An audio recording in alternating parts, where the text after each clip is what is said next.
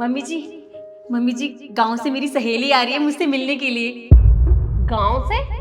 बहू, ये मेरा घर है, कोई धर्मशाला नहीं है कि कोई भी ऐरा गैरा यहाँ मुंह उठा के चला आए। शिखा, नव्या, कैसे हो? तू ये सब छोड़, तू ये बता कहाँ थे इतने सालों तक? हाँ, मैंने कितना ढूंढा तुझे और तू मेरी शादी में भी नहीं आई। बहू, तुम्हारा ये मिलना मिलाना खत्म हो गया हो ना, तो इसके पैरों की तरफ भी देख लो। मैं नहीं चाहती कि मेरा इम्पोर्टेड सोफा खराब हो जाए, और अगर तुम्हें गप्पे ही हाँकने हैं ना तो बाहर गार्डन में जाके बातें करो, यहाँ नहीं।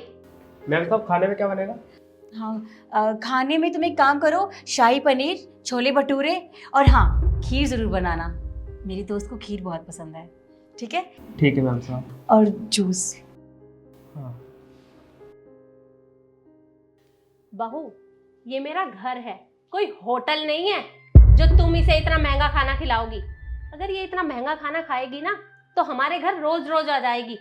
और वैसे भी हमारे घर का इतना महंगा खाना इसे अच्छा कहाँ लगेगा? हमारे घर की तो दाल रोटी भी इसे हजम नहीं होगी, ये खाएगी शाही पनीर। शिखा रहने दो ना, वो क्या है ना, मैं नाश्ता करके आई हूँ, कोई जरूरत नहीं आंटी जी।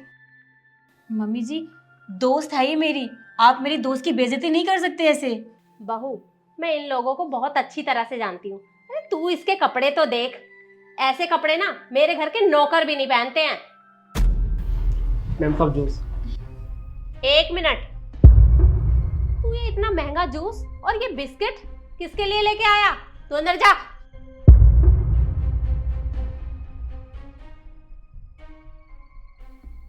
और हाँ बहू, तू क्या कह रही थी? दोस्त?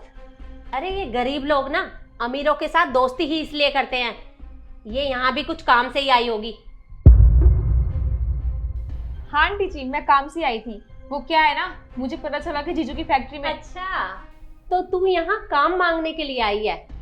हमारी फैक्ट्री में ना बहुत सारे मजदूरों की जरूरत है, और मुझे तू कहीं से पढ़ी लिखी तो लग नहीं रही है, तो मैं अपने बेटे से कह के तुझे और तेरे पति को कुछ ना कुछ काम तो दिलवा ही दूंगी।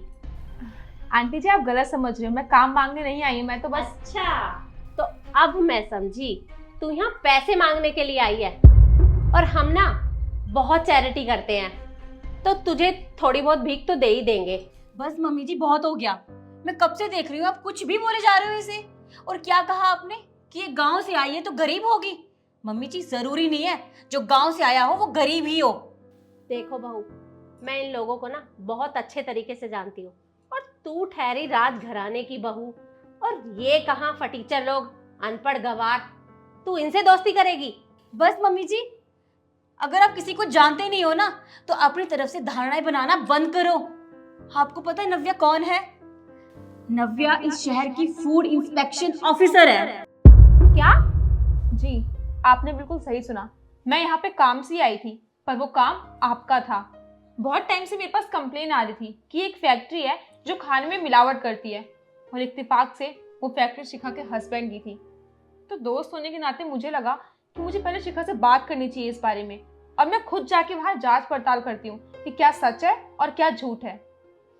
और अगर कोई मिलावट हो भी रही है खाने में तो मैं शिखा को बता सकूं ताकि वो सुधार करे उसमें। और मम्मी जी, नव्या हमारी मदद करने आई थी यहाँ पे, और आपने क्या किया? आपने इतनी खरी खोटी सुना दी उसे। उसकी बात सुनना एक बार भी जरूरी नहीं समझा? आई तो मैं यहाँ पे आपकी मदद करनी थी, पर आपकी मेहमान नवाजी ने तो मेरी आंखें ही खोल दी। बेटा, वो मुझे नहीं पता था कि तुम कौन हो। अरे तुम खड़ी क्यों? तुम बैठो। रामू, जूस लेके आओ मैडम के लिए। बस कीजिए आंटी जी, बस कीजिए। आपके इस दिखावटी प्यार की ना मुझे कोई जरूरत नहीं है। और वैसे भी आपको एक बात बता दूं, अगर कोई इंसान गांव से है ना, इसका मतलब ये नहीं है कि वो गवार होगा, समझे आप? और वैसे भी आप लोगों को उनकी औकात के हिसाब से ट्रीट करती है ना। आपने तो मुझे मेरी औकात दिखाने में कोई कसर नहीं छोड़ी है, पर अब मेरी बारी, और अब मैं आपको आपकी औकात दिखाऊंगी, समझे आप? शिखा, मैं चलती हूँ।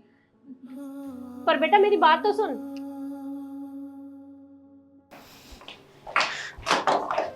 बेटा मेरी बात तो सुनो प्लीज, मुझसे गलती हो गई, मैं तो मजाक कर रही थी और तुम बुरा ही मान गई।